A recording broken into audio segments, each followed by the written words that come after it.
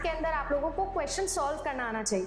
कोई आपसे पीएचडी नहीं करवा रहा है वहाँ पर। इतना भी किया तो मैं आपको गारंटी कहती हूँ कि 60 दिन के अंदर आप लोगों का नॉलेज लेवल काफी अच्छा होगा। प्रॉब्लम बस एक है, प्रोक्रेस्टिनेशन, टाल रहे। Hello everyone, welcome to JRF Adda. मैं अदिति आप सभी लोगों के लिए लेकर आई हूँ आज एक ऐसा डिस्कशन जो मुझे लगता है कि 60 से 70% ऑडियंस के लिए सबसे ज्यादा जरूरी होने वाला है, क्योंकि ये वो ऑडियंस है जो अब प्लान बी का वेट कर रही है। अक्सर बच्चे के अंदर ये प्रॉब्लम मैंने देखी है पिछले 6 साल इस यूजीसी नेट वर्टिकल में काम करते हुए, क्योंकि हमारे पास में जब तक फॉर्म्स नहीं निकलते या हमारा ये एग्जामिनेशन डायरेक्टली कोई जॉब प्लेसमेंट हमको नहीं दे रहा है, तो एक लैक ऑफ मोटिवेशन आता है। और इस लैक ऑफ मोटिवेशन की वजह से हर स्टूडेंट पहले दिन से पढ़े ये जरूरी नहीं होता है। ऑल्दो मैं ये फिर कह रही हूँ कि 30 to 40% बच्चा अभी भी ऐसा है जो ऑलरेडी पढ़ रहा है, ऑलरेडी पेड कोर्सेज चल रहे हैं। प्रीमियम कोर्सेज के अंदर ऑलरेडी आपकी 6 यूनिट्स पेपर 1 की या आप लोगों के पेपर 2 की 4-5 यूनिट्स हो चुकी होगी, वो कर रहे हैं। बट मैं अगर आप लोगों को ऐसा बोलूँ कि मैं आपके लिए आज लेकर आई हूँ वो प्लान बी, आपको बताने आई हूँ, जताने आई हूँ कि अब आपके पास में कितना समय बचा है और इस समय को भी अगर आप सही तरीके से यूटिलाइज करो तो आपको कितना बेनिफिट होगा। आज इस पूरे 10 मिनट के वीडियो के अंदर, हार्डली 8 से 10 मिनट के वीडियो में मैं आप लोगों को 3 चीजें बताने वाली हूँ। टाइम मैनेजमेंट, मैं इसके अलावा आपको टॉपिक्स के ऊपर बात करने वाली हूँ और बात करने वाली हूँ स्ट्रैटेजिक ब्लूप्रिंट जो आप लोगों के लिए जरूरी होगा फ्रॉम अप्रैल 1 2026 टू आपका मई 31 2026। अगर आप लोग देखोगे तो आपके पास में लगभग जो है ये 60 दिन का समय अभी आपके पास बचेगा। इसके बाद जून आ जाएगा और जून के अंदर कभी भी पेपर हो सकता है, जून एंड में भी हो सकता है, बट वो टाइम मेरे लिए बोनस टाइम होगा। मैं हमेशा आपको ये चीज बोलती हूँ, आपको ये तैयार रहना है कि 1 जून 2026 को मेरा अगर पेपर है तो क्या मैं रेडी हूं। और मैं आप लोगों को ये बताऊंगी कि आप कैसे YouTube से भी फ्री ऑफ कॉस्ट इसकी तैयारी कर सकते हो, क्या आप कर सकते हो। तो अगर आप लोग चैनल पर फॉर द फर्स्ट टाइम आए हो तो चैनल को सब्सक्राइब करना कंसिडर कर सकते हो। कोशिश यही है, एक पैशनेट, ऑनेस्ट, डेडिकेटेड एफर्ट लेकर आए। जेआरएफ अड्डा पे लगभग 12,000 वीडियोस हमने पिछले 3 साल में बनाए हैं और हर एक वीडियो के अंदर क्वालिटी और वैल्यू प्रोवाइड करने की कोशिश करी है। मेरा नाम अदिति शर्मा है, चैनल पर बहुत सारी प्लेलिस्ट है। कंप्यूटर साइंस पेपर 2 पढ़ाती हूँ, जाकर देखिएगा। पेपर 1 का क्लासेस देखिएगा, बहुत सारे पेपर 2 की क्लासेस भी चलती है। अच्छा लगे, पसंद आए तो डेफिनेटली कंसिडर करिएगा सब्सक्राइब करना, उस वैल्यू के लिए, उस ऑफरिंग के लिए जो आप लोगों के लिए एक टीचर लेकर आया है, ना कि एक यूट्यूब टीचर। आइए बात करती हूँ आप सभी लोगों के लिए इस प्लान बी की। अब पहली बात तो प्लान बी तक आने की आवश्यकता पड़नी नहीं चाहिए थी, आपको स्टार्टिंग से पढ़ाई करनी चाहिए थी, बट अगर आपने ऐसा नहीं किया है तो भी मैं आप लोगों को बता देती हूँ। अब इस प्लान बी के अंदर मैं उन लोगों को भी कंसिडर कर रही हूँ जो जॉब पे है, मैं उन को भी कंसिडर कर रही हूँ जो ओनली प्रिपरेशन फेज के अंदर भी है। अब आप लोगों के साथ में सबसे बड़ी प्रॉब्लम यह है कि आपको इन 60 दिनों के अंदर आप लोगों का पेपर 1 और आप लोगों का पेपर 2 दोनों ही पढ़ना है। अगर मैं आप लोगों से बोलूं पेपर 1 और पेपर 2, तो सबसे बड़ा प्रॉब्लम आपके पास आने वाला है टाइम मैनेजमेंट का।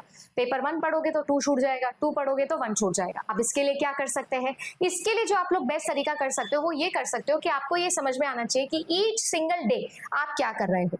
यानी कि इमेजिन करिएगा कि आपके पास में, मैं पर डे की अगर बात करूं तो एक दिन के अंदर अगर आपके पास में इवन जॉब और नॉन जॉब, मैं दोनों के बारे में बताने वाली हूँ।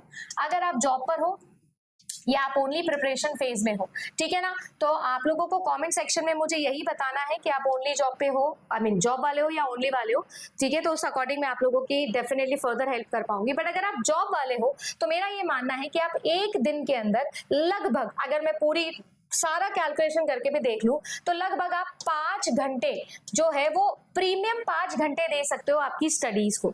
8 घंटे की आपकी जॉब होती है, बाकी सारा टाइम इधर उधर निकलने के बाद में मैं ये मानती हूँ 5 घंटे तो आप दे सकते हो एटलीस्ट आपकी पढ़ाई। ओनली प्रिपरेशन में जो कर रहा है भाई, इसको तो मैं मानती हूँ कि आप तो अगर आप 10 घंटे भी दे रहे हो तो भी कम है, ये आप लोगों के लिए मिनिमम है। अगर आप 10 घंटे नहीं पढ़ रहे हो तो आप ये मान लेना कि 0.5% बच्चा जो जेआरएफ कर रहा है हर सेगमेंट में, आप उसमें नहीं आ पाओगे, क्योंकि कंपटीशन रियली रियली टफ है। मैं यहाँ पर प्लीज करने नहीं आई हूँ, अच्छा लगने नहीं आई हूँ कि आपको मैं अच्छी लगूं, मेरे को कोई फैन बनाने नहीं आई हूँ। मेरा काम एक लर्नर है, मैं भी एक स्टूडेंट हूँ, तो वही बता रही हूँ, नहीं है चांस, बहुत टफ कंपटीशन है, तो इसीलिए इतना तो पढ़ना है। अब आप सोचोगे यार मैम हम तो डर गए, इतना कैसे पढ़ेंगे, ऐसे थोड़ी होता है। तो मैं आप लोगों को इसे डिवाइड करके समझाती हूँ, बहुत आसानी से हो जाएगा। अब अगर आप लोग 5 घंटे बोल रहे हो, मॉर्निंग में एक्स्ट्रा 2 आवर्स निकाल रहे हो, इवनिंग में एक्स्ट्रा 2-3 आवर्स आप लोग निकाल रहे हो, तो आप सभी लोगों के पास में जो है वो इस 5 आवर को आपको कन्वर्ट करना पड़ेगा 2 सेगमेंट्स के अंदर। सेगमेंट 1 जिसके अंदर आप अपना पेपर 1 पढ़ोगे और आप लोगों का सेगमेंट 2 जिसके अंदर आप अपना पेपर 2 पढ़ोगे। मान लो 5 घंटे पढ़ रहे हो तो मेरे हिसाब से आप लोगों को 2 घंटा देना चाहिए आपके पेपर 1 को और 3 घंटा देना चाहिए आप लोगों को आपके पेपर 2 को। सिमिलरली अगर मैं यहाँ पर बात करूंगी तो आप सभी लोगों के लिए भी आपके पेपर 1 और पेपर 2 के सेगमेंट को आपको डिवाइड करना होगा। सेगमेंट 1 अगेन जिसमें आप पेपर 1 पढ़ रहे हो, सेगमेंट 2 जिसके अंदर आप अपना पेपर 2 पढ़ रहे हो, what ever your paper 2 is. Paper 1 की अगर मैं बात करूं आप सभी लोगों के लिए तो ये जो आप लोगों का पेपर 1 है इसको आप सभी लोग आराम से जो है वो 4 आवर का टाइम दे सकते हो, which is more than enough. आप अपने पेपर 2 को अगर मैं बोलूंगी तो यहाँ पर आप लोगों को 6 घंटे का समय एटलीस्ट देना ही चाहिए। अब अगर मैं आप लोगों को बोलती हूँ कि हमारे पास में जो है वो ये टाइम डिविजन जब आ जाता है तो आपको ये समझ में आ जाएगा कि आप एक दिन के अंदर क्या क्या कर सकते हो। अब क्या क्या कर सकते हो उसके लिए पॉइंट 2 पर आना बहुत जरूरी है, एंड दैट इज टॉपिक्स। क्या हम लोग यूनिट वाइज जाएं, क्या हम लोग टॉपिक वाइज जाएं, क्या हम लोगों को ये करना चाहिए? तो मैं आप लोगों को बता देती हूँ, यहाँ पर भी आप लोग डिवाइड करके पढ़ सकते हो।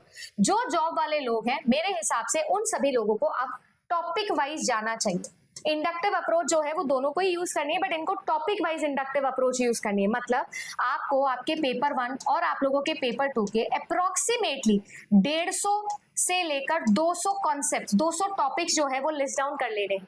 पेपर 1 के लगभग 80 से 90 या 100 टॉपिक्स होंगे इसमें, और लगभग 120 के आसपास जो है वो आप लोगों के पेपर 2 के टॉपिक्स होंगे, इंपॉर्टेंट टॉपिक्स होंगे। और वो इंपॉर्टेंट टॉपिक्स को बॉटम अप अप्रोच से पढ़ना है, यूनिट वाइज नहीं, टॉपिक वाइज पढ़ना है।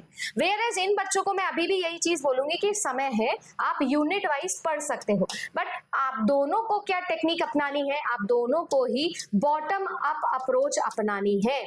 Bottom up. अब बॉटम अप का मतलब क्या होगा, अब आप ये सोच रहे होंगे। बॉटम अप का मतलब ये है बच्चे कि आप सभी लोगों को जो है वो क्या करना है, आप सभी लोगों को इंडक्टिव तरीके से पढ़ना है। आपको आपके प्रीवियस ईयर क्वेश्चन से जो है वो टॉपिक की तरफ जाना है। टॉपिक या थ्योरी से आपको क्वेश्चन में नहीं, क्वेश्चन से आप लोगों को थ्योरी की तरफ जाना है। इसमें उन प्रॉब्लम को भी आप सॉल्व कर लोगे जिनमें ऐसा होता है कि मैम हम थ्योरी तो पढ़ लेते हैं पर क्वेश्चन नहीं सॉल्व हो पाते। क्यों? क्योंकि आप सभी लोग एप्लीकेशन नहीं सीख पा रहे हो और उसके लिए समय लगता है, बार बार रिविजन लगता है, जो अभी आपके पास कम है। 60 दिन के अंदर सबसे बेस्ट तरीका है क्वेश्चंस के थ्रू टॉपिक्स निकाल लो, उनकी थ्योरी पढ़ो। अब ये कैसे कर सकते हो? आपके पास में जो बच्चे सिर्फ प्रिपरेशन कर रहे हैं, आपके पास में समय है, आप लोग लगभग अपना 1 से 1.5 घंटा जो है वो आपके किसी भी एक यूनिट को लेकर बैठो। जैसे for example research aptitude. Research aptitude के पिछले 5 साल, 6 साल, 10 साल के जो भी प्रीवियस ईयर क्वेश्चन सेट आए उनको देखो बैठ के, और उनसे आप लोग देखो कि क्या क्वेश्चन पूछा गया, कैसे क्वेश्चन पूछा गया। आप बिगिनर हो तो भी, आप रिपीटर हो तो भी लिखो कि यार ये टॉपिक पूछा है, इसमें ये है पूरी यूनिट का।